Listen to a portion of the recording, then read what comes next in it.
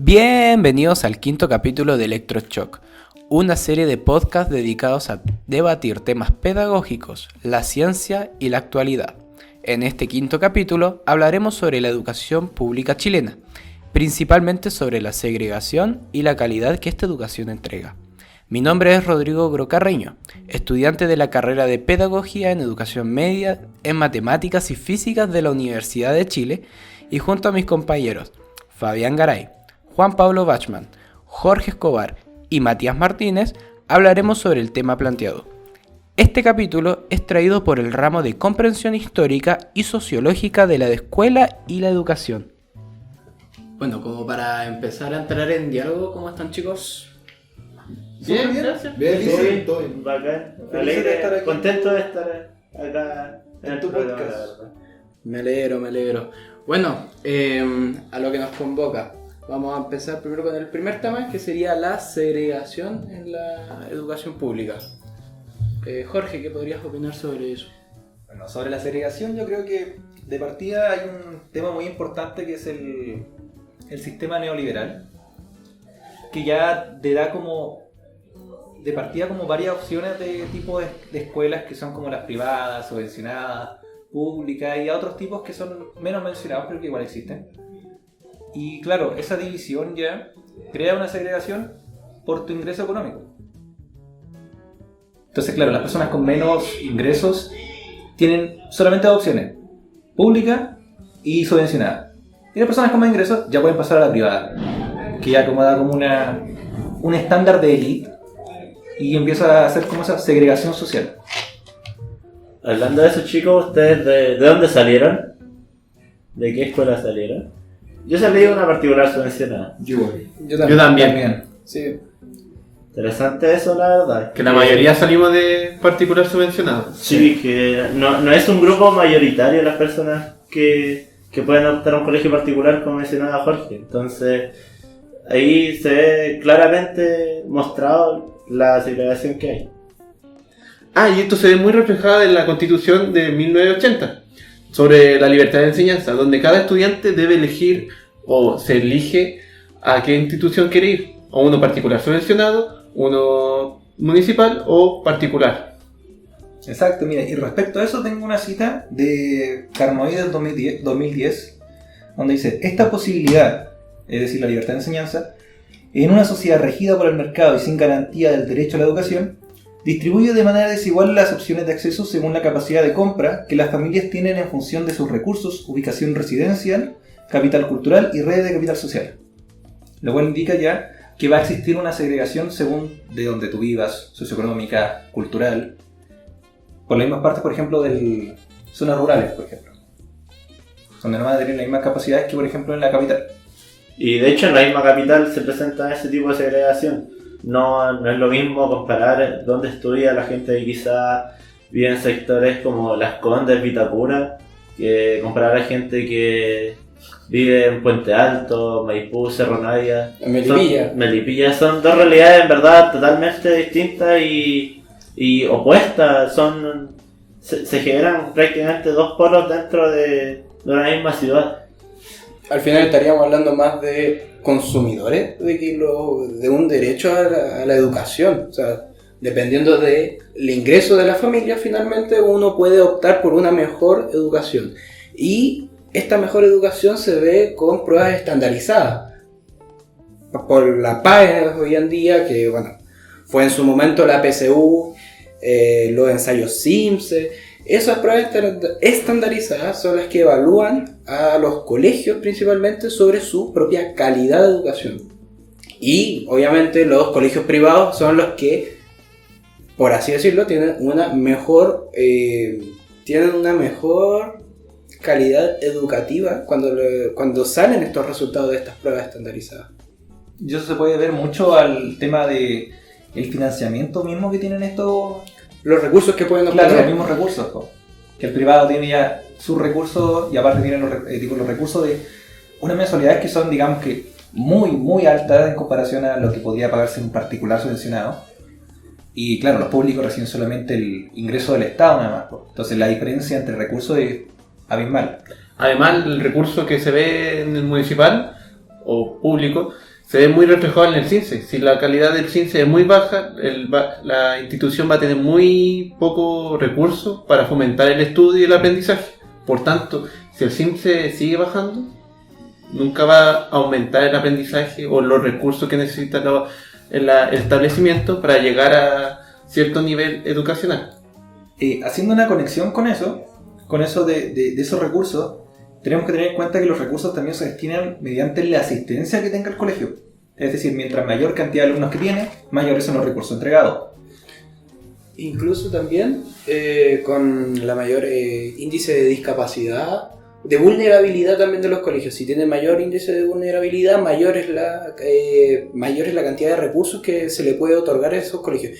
Y eso en base se transfiere por medio de la corporación municipal. Es una entidad que obviamente controla varios, de manera geográfica, ¿ya? Controla varios colegios de una zona. Y bueno, yo que vengo de Melipilla, conozco esta desigualdad que hay entre los mismos propios colegios municipales, donde acá se ve los colegios tanto urbanos como los colegios rurales que la misma corporación tiene que manejar. Y haciendo un hincapié ahí, es que, claro, como tú decís, hacen esa distinción y también hay una clasificación, que es la que hace el mismo CINSE, que es como clasificar en buenos colegios regulares y así. Entonces, claro, esa misma clasificación hace que los padres, con la libertad de enseñanza que está en la Constitución, decían no ir a esos colegios, haciendo que haya menos alumnos, menos recursos y se mantenga como en un ciclo. Provocando que incluso los colegios que ya no cumplen con los ciertos estándares los cierren directamente. Bueno, y en base a eso podríamos agregar que se ve mucha diferencia en cuanto al sistema público versus a la educación privada. No solo en el presente cuando se evalúa, por ejemplo, el CIMSE o la PSU, que ya obviamente hay diferencias notorias, sino que se observan a nivel futuro, a los egresados, porque en las oportunidades laborales, y en cuanto a todo tipo, porque si bien la educación, lo que pretende la entidad educativa es formarte como persona, entonces, claro, no va a haber un déficit obviamente en valores, eso no tiene nada que ver, pero va a haber un déficit en cuanto a por lo que se ve en las pruebas, a temas de conocimiento adquirido puede haber un déficit, y esto es debido a que está... No sé si mal repartido el tema, pero hay un déficit en cuanto a la equidad.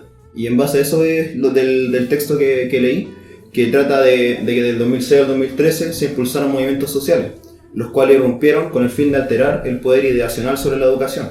Los propósitos principales de esto era atacar la desigualdad entre sectores socioeconómicos, tener una democracia más inclusiva, estrechar un poco la diferencia entre educación pública y privada, porque fue la idea, uno no quiere llegar a una utopía de que sea, no, todo igual y suena muy lindo y todo, pero hay diferencias muy notorias, y eso es algo que se tiene que acortar, tal vez no al punto de toda igualdad, pero se puede llegar obviamente a un nivel en el que todos estemos de acuerdo. Y también a un nivel de calidad óptimo en la educación, porque no es la misma educación que, como muy bien dices, del particular, que se ve en el CIMSE, en la PSU, como el del público, que saca promedio, puntaje nacional, pero son pocos, son la mínima. Retomando lo que estabas diciendo tú, Matías, el texto de Leonora Reyes sobre la educación pública, trayectorias históricas y debates para la discusión de un nuevo orden constitucional en educación, planteaba que en un intento postrero de reformas que no cuestionaron el esquema dominante, el gobierno de la nueva mayoría impulsó, por ejemplo, la Ley de Inclusión en el año 2015, la Ley de Desarrollo Profesional Docente el año 2016, la Ley de la Nueva Educación Pública el año 2018, ¿ya? Y esas iniciativas modificaron estructuralmente el modelo educativo heredado y profundizado por las administraciones anteriores. Además, también destacar, por ejemplo, en el currículum docente, en el currículum pedagógico, ¿cierto? Hubo un gran cambio pasando desde la LOCE a la Ley General de Educación. Ley General de Educación que buscaba, de alguna manera, el objetivo de esta es nivelar a todos los colegios proponiendo un mismo proyecto educativo y así descentralizar la educación en Chile.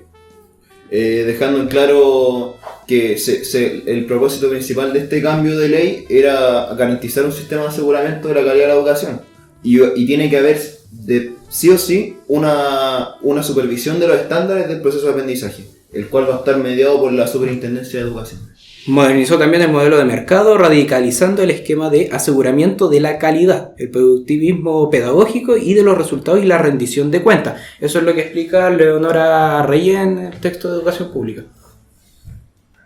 Bueno, así como hablando algo un poco antes de eso, de ese cambio, lo que llevó a este cambio fue que, según el texto que yo leí, el cual es de INEM, que trata del debate constitucional sobre el derecho a la educación y su impacto en la ciudadanía, trata de la presión que se ejerció en las protestas del 2006 al 2013, en el cual había entidades, además de estudiantes secundarios, estaba el Colegio de Profesores, centros de estudio como el SENDA y el OPECH. Y bueno, aparte de asegurar la calidad de la educación, en cuanto a lo académico, que es con el propósito principal, se busca definir. El objetivo principal es definir el derecho a la educación como un bien social público, laico, sin discriminación y por supuesto con diversidad sexual. Bueno, debo decir que la parte de cómo estandarizar toda la educación, no estoy del todo de acuerdo por un tema de contextos. O sea, hay que contextualizar la educación según dónde se está impartiendo o cómo se está impartiendo. Porque claro, esta estandarización excluye otras inteligencias, culturas y modos de enseñar y aprender. ¿Ya? Entonces deja a todos como con la misma vara, haciendo lo que hace el neoliberalismo, que es mercado, competitiva, individualismo. Haciendo que, claro, todos tengan buscando el mismo rendimiento, superándose unos a los otros y estar compitiendo siempre. Es como una cultura de mercado finalmente. Por eso la propuesta de la nueva constitución buscaba, por ejemplo, integrar a estas comunidades indígenas, donde ellos podían, a partir de sus propias raíces, también no solamente poder desviarse un poquito del proyecto curricular que está presente en todos los colegios, sino que también llevar estas tradiciones a nuestro mismo... O sea, claro, meter su propia cultura dentro del sistema educacional. Instaurar una inclusión a nivel macro. Claro, incluir su propia cultura, que al final es importante para ellos porque es la cultura suya, de sus antepasados, de sus territorios. Es que si estamos hablando de segregación, o sea, de que no tiene que haber segregación, tiene que haber inclusión de por lógica, si no Exactamente. hay una contradicción. Entonces, como para ir concluyendo un poco el tema de la segregación, como bien lo dijo el Matías, es necesario que haya inclusión, ¿no es cierto? Y ya con esto estaríamos cerrando la primera parte del capítulo de Electroshock. Haremos una pequeña pausa y ya volvemos. Bueno, ya volviendo de esta pausa, la verdad es que estuvo bastante entretenido el debate de la primera parte de este capítulo. Y vamos a iniciar ya la segunda parte con... Bueno, ya es un hecho, se rechazó la nueva propuesta constitucional por una amplia mayoría, una sorpresiva amplia mayoría. Y bueno, vamos a empezar a comentar sobre este resultado. Juan Pablo. Claro, vamos a comenzar a hablar sobre este resultado, pero siempre enfocado a lo que venimos, con temas de la educación. Por ejemplo, ¿qué puntos del apartado de educación dentro de la Constitución podrían haber influido en esta votación? Si es que se puede decir así. No sé si alguien quiere comenzar con algún punto, alguien quiere mencionar algún punto en específico. Uno de los puntos que podría mencionar son quizá alguna ambigüedad en el tema de la educación.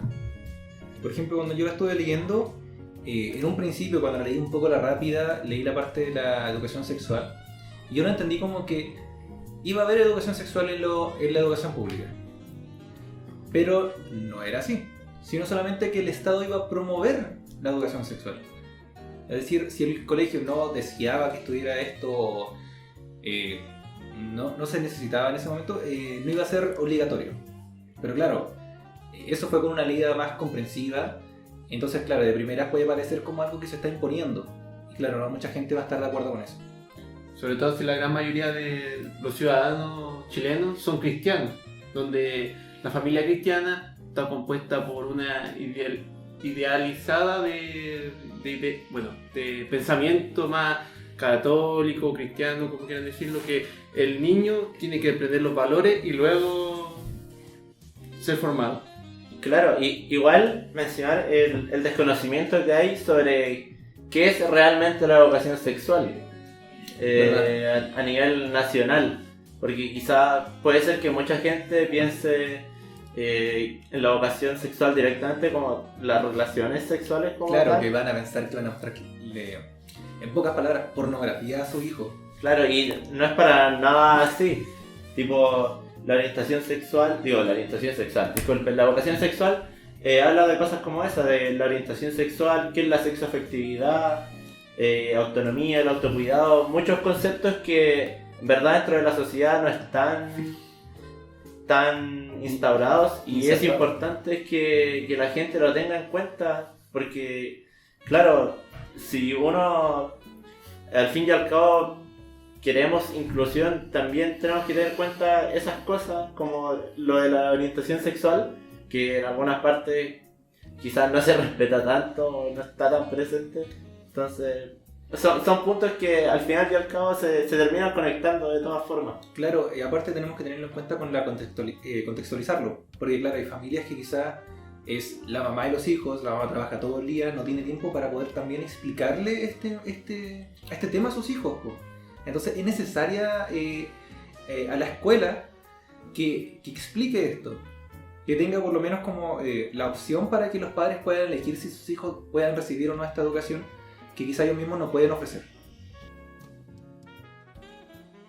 Y hay otro punto que quizás por el cual se haya rechazado la propuesta constitucional en el ámbito de la educación.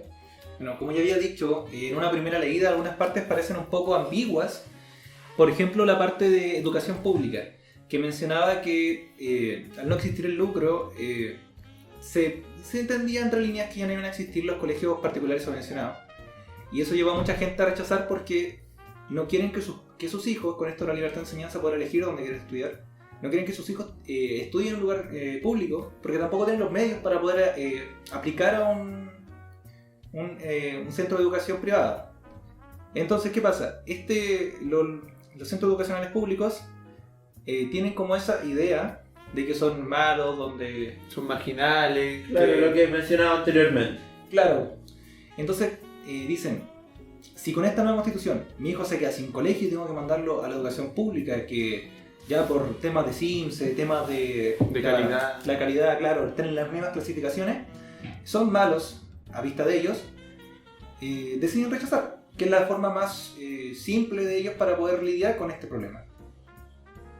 Probablemente está por la, no sé, Ambigüedad. la ambigüedad, la poca información, la inseguridad también que este proceso igual conlleva, porque fue un proceso largo donde, bueno, también está este miedo de realmente si esta propuesta, esta incertidumbre, pero, si es que va a funcionar o no este modelo.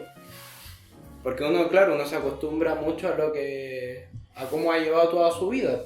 Entonces, claro, que a uno le digan, vamos a eliminar los colegios subvencionados, es meterle cuco a la ciudadanía. Entonces, en verdad, ¿hay algún otro punto, creen ustedes? Desde mi punto de vista, no.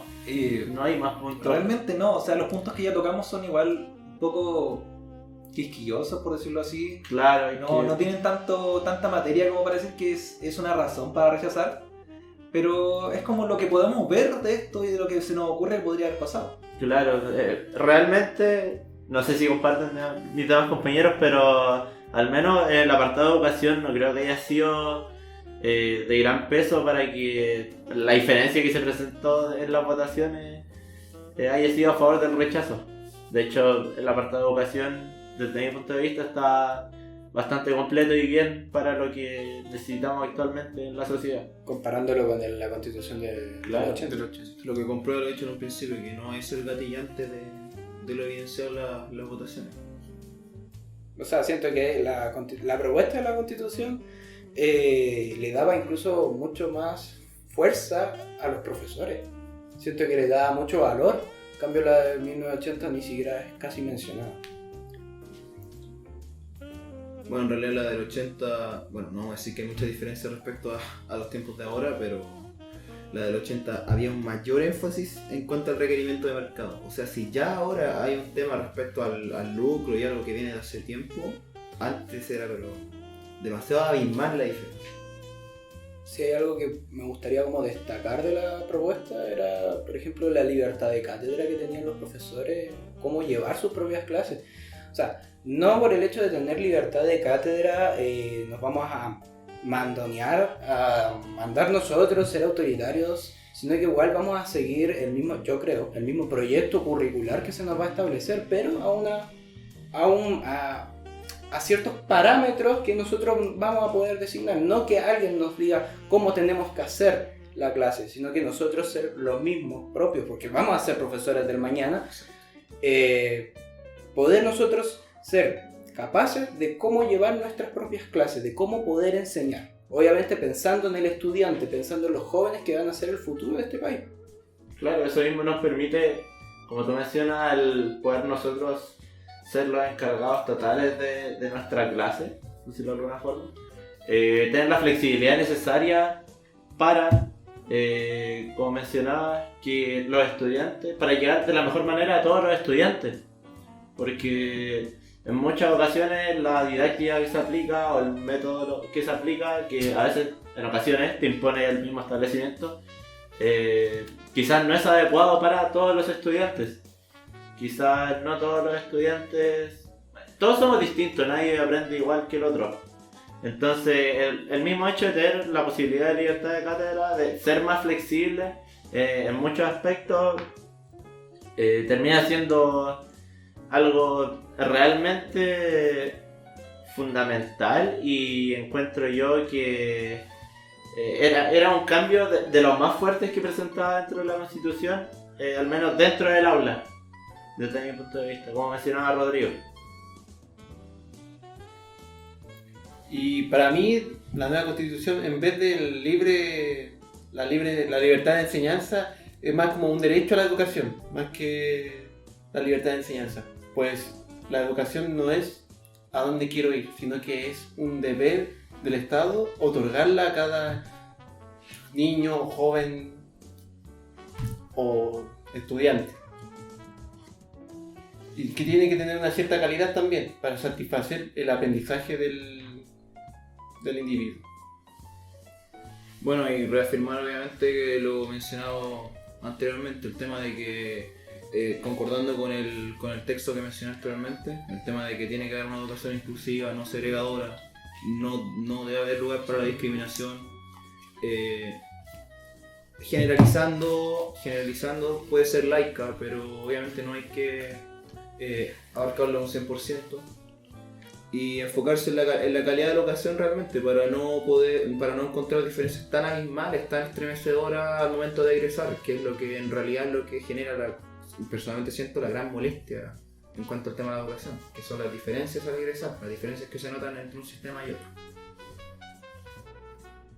Además, por ejemplo, en el artículo 41, inciso 2 de la propuesta de la nueva Constitución, esta comprende la libertad de madres, padres, apoderados, apoderadas y tutores legales a elegir el tipo de educación de las personas a su cargo, respetando el interés superior y la autonomía progresiva de niñas, niños y adolescentes. ¿Qué opinan sobre ese punto? Porque la verdad para mí es bastante importante, algo que no estaba en la Constitución del 80 y que la propuesta de la nueva Constitución lo integra. O sea, los niños, a medida que van en su proceso educacional, pueden escoger el establecimiento educacional en el que ellos quieren estar. A mí me parece que es un paso necesario, porque muchas familias mantienen y hacen el camino de sus hijos y lo dejan ellos mismos escritos, tal que el hijo no se puede desviar a ninguna parte, no puede tener propios intereses y tiene que seguir lo que sus padres le dicen. No tiene otra opción. Y eso lleva a que mucha gente, por ejemplo, cuando llegue a la educación universitaria, elija su carrera, no por sus propios gustos, ni sus intereses, ni en lo que es bueno, sino que en lo que sus padres le dicen, sus padres lo llevan a eso, quizás en una carrera de la familia, algo del estilo. Pero claro, coartando las opciones que el mismo niño o niña tiene. Claro, por ejemplo, si un niño en básica está en un colegio católico y después en enseñanza media se da cuenta de que esa religión no lo representa, tiene la misma libertad de decir o escoger dónde quiere estudiar y dónde se puede desenvolver de mejor manera, de una manera oportuna y de calidad. No en cuanto al tema específico, pero manteniendo la idea general que es la libertad de enseñanza, en el texto de Inés, Pablo Ruiz-Tagle le propone una regulación legal de un sistema más fuerte de fiscalización para la educación pública privada, que es obviamente el tema que también tocamos anteriormente. Y esto tiene que ser mediante una reforma que tiene que garantizar el derecho de la educación particular, estableciendo condiciones de funcionamiento de los colegios que aseguren seriedad en la empresa educativa y la calidad de la enseñanza infantil. La verdad es que este tema es muy importante, yo creo, y lo más probable es que es uno de los puntos más favorables que tenía la propuesta en el ámbito educacional. Ya para finalizar este podcast de Electrochoc, vamos a terminar concluyendo un poco el tema sobre la educación pública, el rol quizás del Estado y bueno, la propuesta constitucional que fue rechazada. Juan Pablo, ¿qué puedes como opinar, comentar ya cerrando este nuevo capítulo de Electrochoc? Bueno, apuntando hacia lo que mencionábamos en un principio sobre la segregación y la inclusión, que en verdad no está tan planteado dentro de lo que viene siendo la Constitución del 80, no hay algo que regule tanto eso. Claro, lo que presentaba la nueva Constitución sí nos permitía poder afrontar eso de una manera más correcta, tanto en ámbitos como mencionamos a lo largo del podcast, como puede ser inclusión en el tema de la sexualidad, orientaciones, inclusión también está mencionado dentro de la Constitución en temas de, por ejemplo, los pueblos originarios. Entonces, considero que lo que se mencionó a lo largo del podcast sobre la Constitución sí es correcto. Los parámetros que estaba siguiendo, los artículos que se mencionaban de educación, sí eran adecuados, pero claro, ya tenemos resultados, así que respecto a eso va a haber que esperar un nuevo proceso constituyente. Y en ese caso, el deber, el labor del Estado de regularizar eso se va a hacer mucho más presente. Ahora tendremos que esperar a ver qué ocurre. Además, siento yo que el Estado tiene que ser un ente regulador de la educación. No solo otorgarla a los estudiantes o niños y jóvenes, sino que darle ese motor a que fiscalice y además dé un cierto nivel de calidad. Como lo hemos mencionado también en las partes anteriores. Un aseguramiento de calidad. Exacto. Y complementando lo que tú dices, Fabián, claro, el Estado tiene que tener un rol fundamental y personalmente siento que es algo que ahí está el meollo del asunto, el Estado. Que realmente, no vamos a decir el problema, pero no se ha hecho cargo de lo que realmente tiene que hacer. Su única función es la regulación. Y si hay algo que se ha notado, pero desde la prehistoria en Chile, es que no hay regulación. Entonces, o que hay una gran deficiencia en regulación en todos los ámbitos. Y si bien hace un rato dije que la Ley General de Educación estableció esto, de que la calidad de la educación tiene que estar asegurada por la superintendencia. Claro, es como, o sea, se asegura la superintendencia y el Estado se descarta, no puede ocurrir eso. Tiene que haber un trabajo en conjunto en este tema, porque estamos hablando de la educación, no estamos hablando de un tema banal, estamos hablando de un tema que realmente no voy a decir interesa, un tema primordial en la formación como persona y ciudadanía.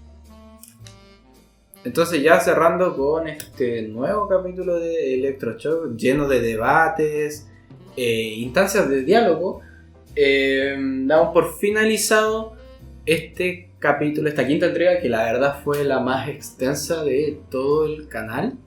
E invitamos a toda la sociedad a debatir, dialogar sobre estos y más temas. Nos vemos en un próximo capítulo de Electroshock. Chao, chao. Adiós. Bye.